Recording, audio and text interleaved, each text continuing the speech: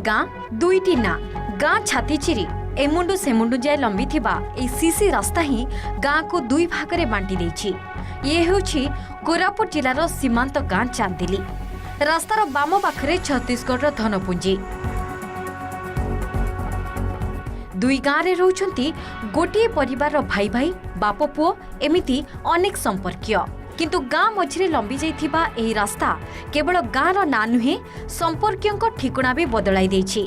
कथा एतिकिरे सरुनी छत्तीसगढ़ सरकार पक्षरु धनपुंजी बासिंदा मिलुवा सहायता और ओडिशा सरकार चांदिली बासिंदा देउथिबा सहायता मध्य रही आकाश पाताल फरक। कृषि ऋण छाड़ राशन कार्ड धारी को 35 केजी चाउल, किरोसिन 3 लिटर, चीनी किले, चना 2 केजी, गुंडलुण 2 पैकेट, बिजुली बिल 50% छाड़ सह चाष क्षेत्र में विद्युत बिल संपूर्ण छाड़ करिछि छत्तीसगढ़।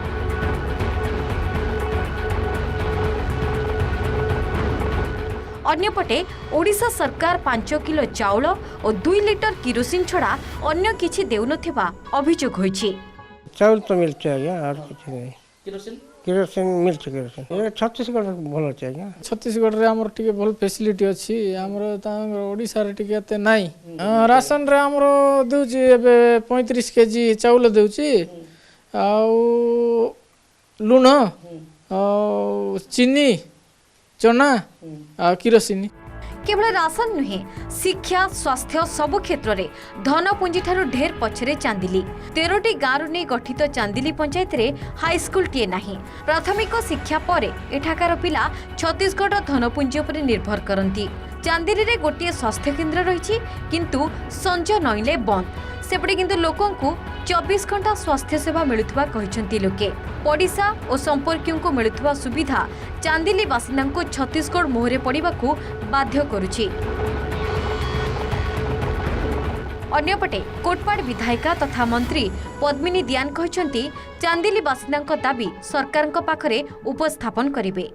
इे जमी छत्तीसगढ़ अच्छी विद्युतटा 50% घर रहे और जमी रे पूरा आलो फ्री आमर इे भी फ्रीटा दौ ना। छत्तीसगढ़ रे प्राय 90% बेनिफिट बेसी अच्छे आम ओडिशा प्रकार फिल तो आमको एमती लगुच इे सब छाड़ देकर छत्तीसगढ़ पड़े बोल आम जेहेतु यही अंचल कोटपाड़ निर्वाचन मंडली रे जेहेतु आम जी शिक्षा हो कृषि हो रास्ता हो सी जिन भितर मुझे आपण कही दूसरी जेहेतु आम राज्य सरकार पाखे उपस्थापन करी जेहेतु यही अंचल कम ही शीघ्र होगापी चेष्टा कर।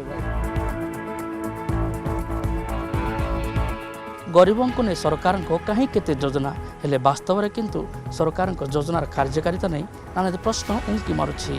ए जमिति सीमांत रोता ओडिया शिक्षा स्वास्थ्य और गमनागमन एवं भी अपहंच तो बेल थाणु सरकार जदि न चेतिबे तेबे पड़ोशी राज्यर बासिंदा होपाई बाध्य हेबे।